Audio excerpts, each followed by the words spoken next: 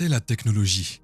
Mais comme n'importe quoi d'autre, si un enfant utilise la technologie parce qu'il essaye de réguler une émotion ou qu'il ne fait pas ses devoirs ou ses obligations, il le fait pour se distraire des choses qu'il doit faire. Je suis votre hôte, le Dr Joe Dispenza. Commençons. Il y a un autre sujet que vous abordez parfois et dont j'aimerais parler ici, qui concerne les jeux vidéo, les textos, l'ordinateur et tout le reste. Beaucoup d'enfants les utilisent. Et nous les utilisons aussi en tant qu'adultes. Qu'est-ce que ça fait au cerveau?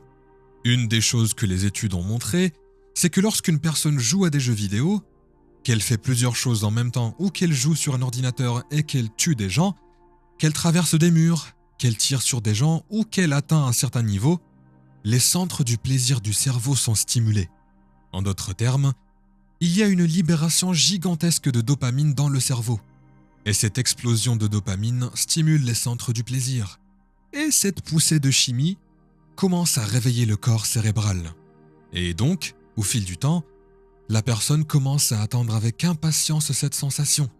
Mais ce qui se passe dans le cerveau, c'est qu'à force de stimuler les centres de la dopamine, les cellules commencent à se désensibiliser et il faut davantage de dopamine pour les réactiver.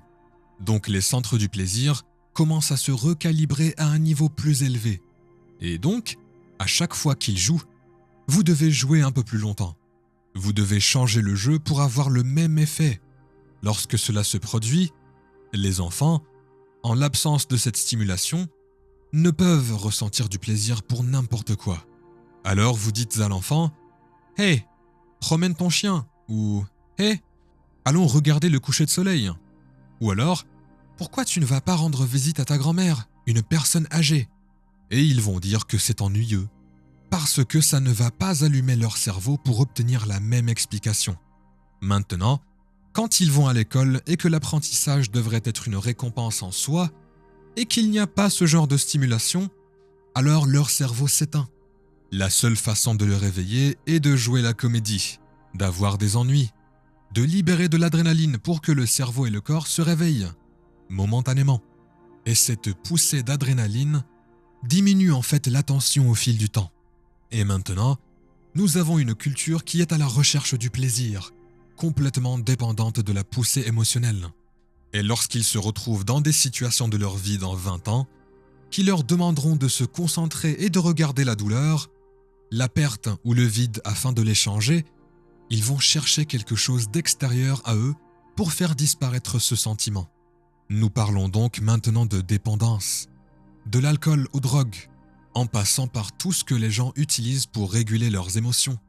Et donc nous créons une culture avec le temps que, et je n'ai rien contre le rien, mais comme pour tout le reste, si un enfant utilise la technologie parce qu'il essaie de réguler une émotion ou qu'il ne fait pas ses devoirs ou ses obligations et qu'il le fait pour se distraire des choses qu'il doit faire, alors avec le temps, il finira par avoir des problèmes.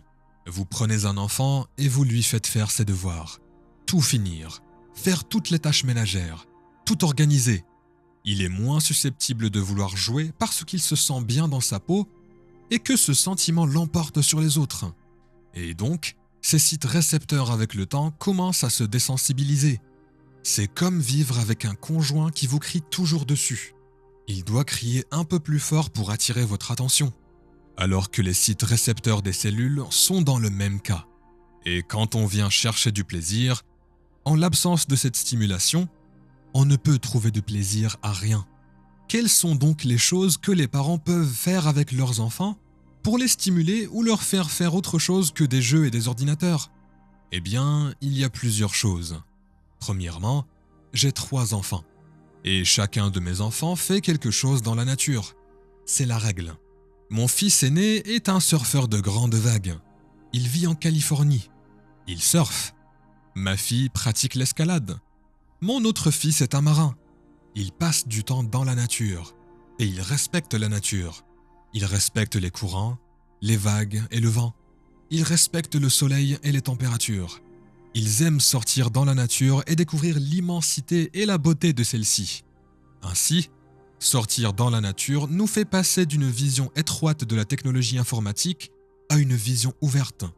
et le cerveau se recalibre littéralement en termes d'ondes cérébrales, quand on se concentre sur l'extérieur.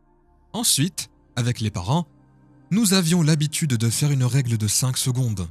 Cela signifie que si votre enfant joue avec de la technologie ou un jeu et que vous dites « Excuse-moi Lilu, le dîner est prêt », et puis vous comptez à rebours à partir de 5 ou vous lui posez une question, vous comptez à rebours à partir de 5. S'il ne peut pas arrêter le jeu et se retourner pour s'adresser à vous, alors il est dépendant. Et c'est là que le jeu prend fin. La possibilité pour l'enfant de s'arrêter de jouer est donc également un facteur important. Des recherches ont été menées. Des études ont montré qu'on payait les enfants pour qu'ils arrêtent le jeu vidéo à chaque fois qu'il sonnait une cloche et aucun d'entre eux n'y arrivait. L'autre chose, bien sûr, est de ne pas faire du jeu vidéo quelque chose que vous faites en premier. Faites-en quelque chose que vous faites après avoir accompli toutes les tâches qui créent l'estime de soi.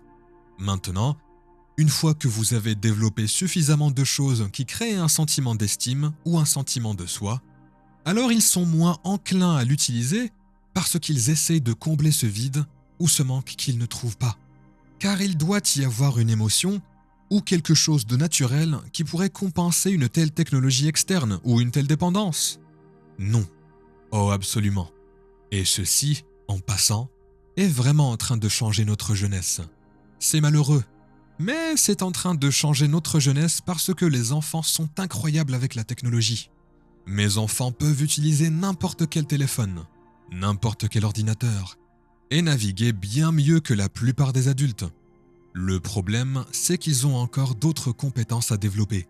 Le contact visuel, la communication, les compétences sociales, les bonnes manières, la compassion, l'achèvement des cycles d'action.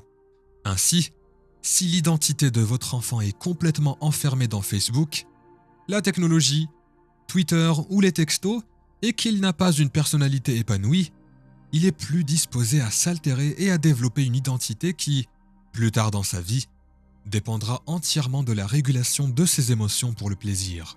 On a l'impression de faire des repas avec eux, de parler et de partager nos propres sentiments, d'être vulnérable et authentique, d'avoir de vraies conversations, d'aller au fond des choses, de parler d'émotions et de choses réelles.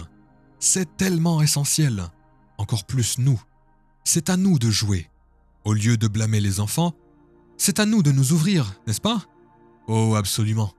Je veux dire, écoutez, vous ne pouvez pas être un adulte et dire « Hé, ne joue plus aux jeux vidéo ou n'envoie plus de textos ou nettoie ta chambre. » Et vous avez une chambre en désordre ou vous êtes accro à vos propres jeux vidéo. Ça ne marche pas comme ça. Des recherches menées aux États-Unis montrent que si les familles dînent ensemble, les enfants sont beaucoup moins disposés à consommer des drogues plus tard dans leur vie. Parce que vous posez des questions importantes. Vous partagez des idées. Vous créez des liens. Vous enlevez des couches ou des façades de protection qui empêchent vraiment d'aborder les problèmes fondamentaux. Et donc la communauté et les enfants ont des neurones miroirs et des neurones miroirs sont des neurones d'empathie.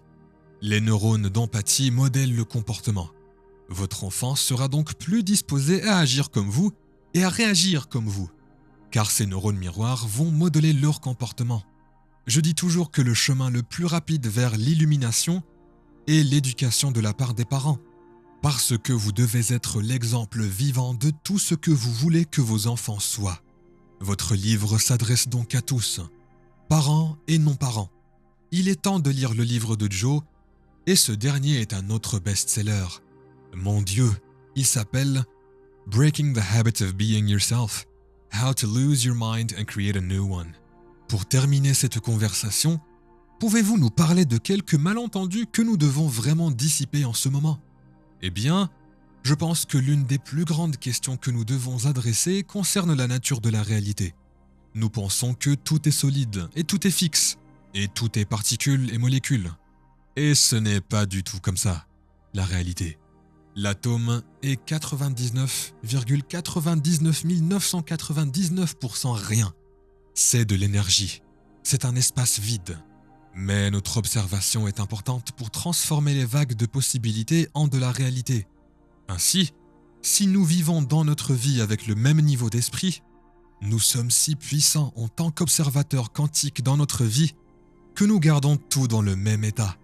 Ainsi, créer un nouveau niveau d'esprit, observer la réalité à partir de cet esprit et commencer à fournir un effort pour ouvrir notre cœur, être vulnérable et être prêt à laisser tomber les émotions de survie qui nous protègent de l'inconnu, nous donne la permission d'expérimenter l'inconnu. La réalité n'est donc pas statique, elle n'est pas solide. Nous sommes des participants au rêve, et quand nous changeons notre esprit, le rêve change. Merci beaucoup, Dr. Joe.